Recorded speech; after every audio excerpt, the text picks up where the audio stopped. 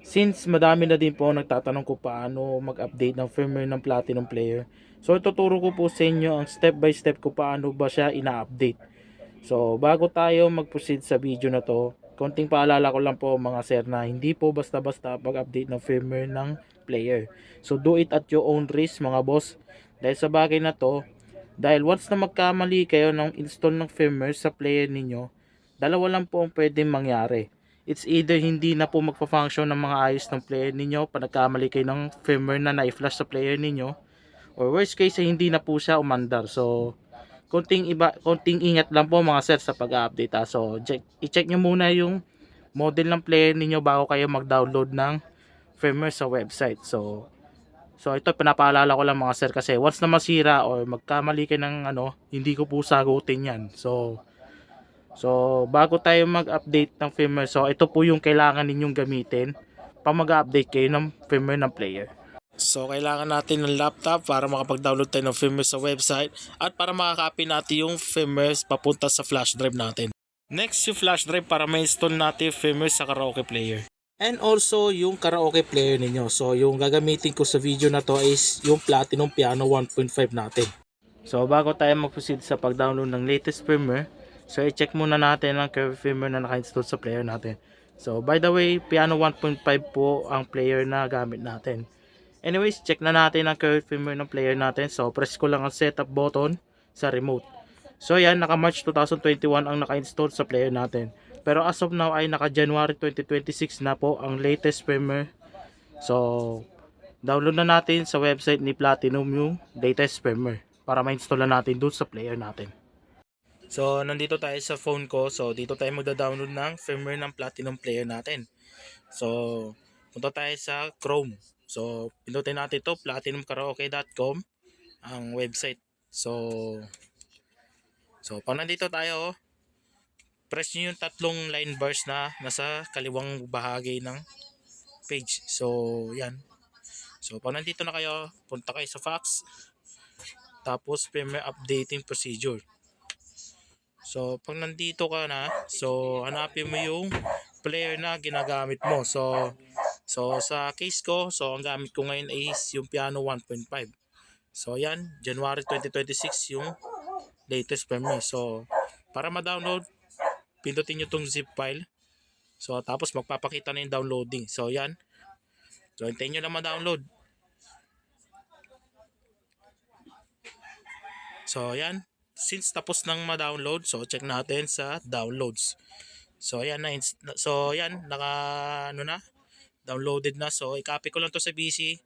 Tapos ilagay na natin sa flash drive. So yan mga boss, nagbabalik ako. So na-copy ko na sa PC ko yung dinownload natin firmware na galing sa phone ko. So ito na siya ngayon. So yan. So para ma-expand yan. So right click nyo lang yan sa mouse. So tapos ayaw. So right click nyo lang ulit sa mouse. So hanapin nyo yung extract files. So pag may nag-pop up na ganyan, so press OK nyo lang. So yan. So natapos na. So ito yung file. So bread. So yan. So pindutin nyo, double click nyo. Tapos ito na yung file. So ito, para mai-copy natin sa flash drive. So right click. Tapos copy. So tapos punta kayo dito sa flash drive niyo. So ito kasi yung flash drive ko. So sa flash drive mga bossing nga is dapat naka FAT32 yung flash drive niyo para mabasa ng player. So balik na tayo sa pag-copy. So right click nyo lang ulit tapos paste. So yan. So nailagay na natin sa flash drive. So close na natin itong tab na to. So tapos punta tayo dito sa may bandang baba. So hanapin nyo lang yung flash drive logo na yan. So tapos eject ultra ninyo para hindi ma-corrupt yung files. So wag nyo basta-basta bubunutin pag may transfer kayo na files sa flash drive niyo. So since okay na, pwede na siya i-remove. So i-remove na natin siya dito. So flash ko lang. So i-remove na natin sa computer. So isasalpak natin doon sa player. Yan, nandito tayo sa player natin. Since naka-on siya, so ito turn off nyo yan. So turn off nyo muna. So pag naka-off na yung player ninyo, so una nyo tatanggalin dyan is yung SD card. So ito yung SD card ko, so volume 101. So lagay muna natin dyan. So tapos ito naman yung flash drive natin. So salpak natin dito sa likod. So dyan sa USB slot ng player ninyo. So kung Reyna series yung ginagamit nyo, i-remove nyo muna yung disc bago nyo isalpak yan. So dapat naka-turn off din. So tapos pa mag-update kayo ng firmware, especially sa mga naka Reyna 3, 3C, SE, Reyna 4, Piano series, tapos sa Cielo, sa PK10, recommended ko sa inyo gumamit kayo ng RCA. Huwag kayo mag-HDMI kasi minsan hindi siya nagdi-display pag mag-update kayo ng firmware. So ito nakasalpak siya sa TV ko.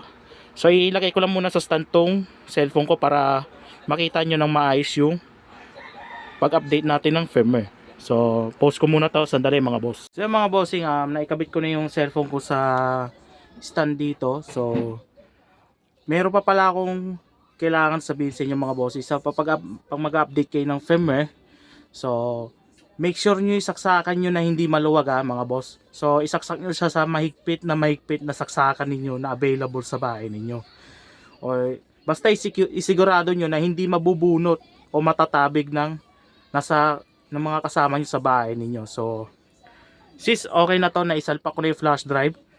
So i-turn on na natin yung player. So turn on ko na.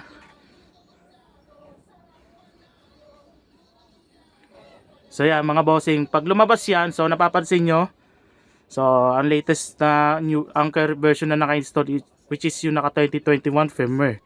So new version natin, which is yung 2026 firmware. So pag nandyan na kayo, pwede nyo naman siya antayin, pwede nyo naman siya hayaan na lang. So yan, mag-update na siya automatic. So pag nandyan mga bossing, wag nyo papatayin o bubunutin yung player ninyo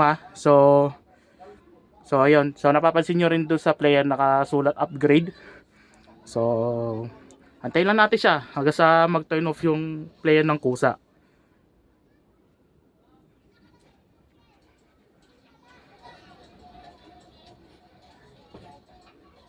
So antayin lang tayo mga bossing.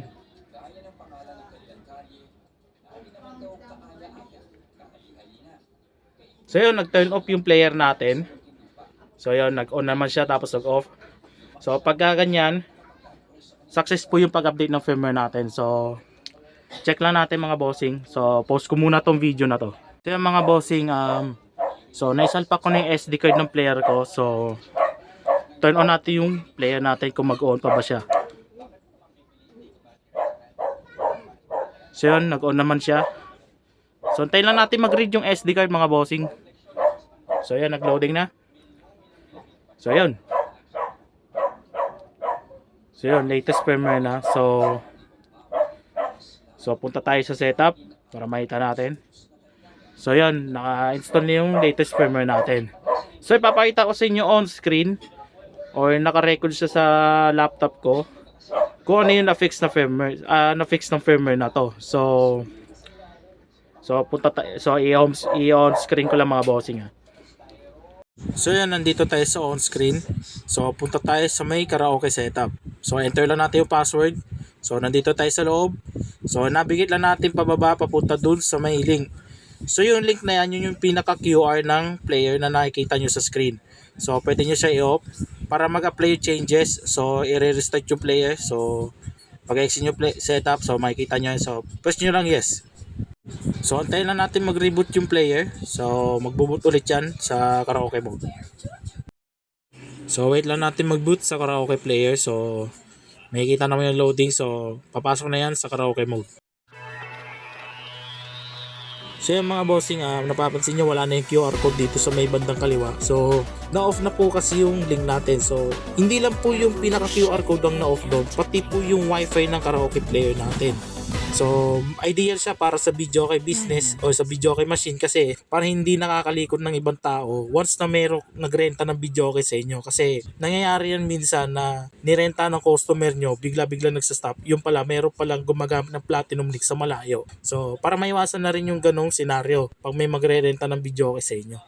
At yung isa pa pong na-fix dito ay yung mga kantang may second voice o chorus at saka training song. Kasi once na nilipat nyo yung BGB na merong or piniplay nyo yung training song or yung kantang may second voice or chorus, nag-iiba po yung boses niya or nade-delay po yung pinaka-boses. So dito kasi sa 2026 firmware naayos na po siya. So ito mga bossing, magpe-play tayo ng isang training song sa Platinum.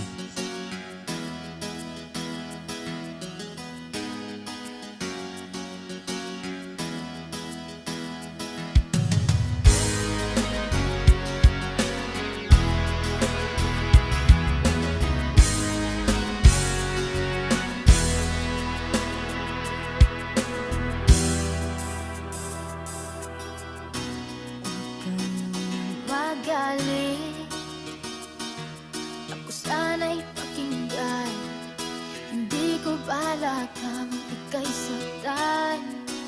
Hindi ka ang problema, wala akong iba, di tulad ng iyong hinala. Sarili ay di maintindihan, hindi ko malaman ano ba ang dahilan ng pansamantalang paghingi ko ng kalaya. Mga bossing, nakita nyo naman kung ano yung na-fix doon sa ano. So, nag-play tayo ng training song. So, napapansin nyo, hindi na siya nagsistutter or hindi siya nagsascrambled kahit ilipat natin yung BGB. Kasi yun talaga yung na-fix doon sa 2026 firmware. So, kung gusto nyo mag-update ng firmware, so, pwede nyo naman gawin yan. So, konting pag-iingat lang. So, basta yung i-install ninyo na firmware para sa player ninyo ay tama. So, doon lang matatapos yung video natin. Sana may natutunan kayo doon sa video na yun. So, maraming salamat sa panonood, mga bossing. So, see you on the next upload.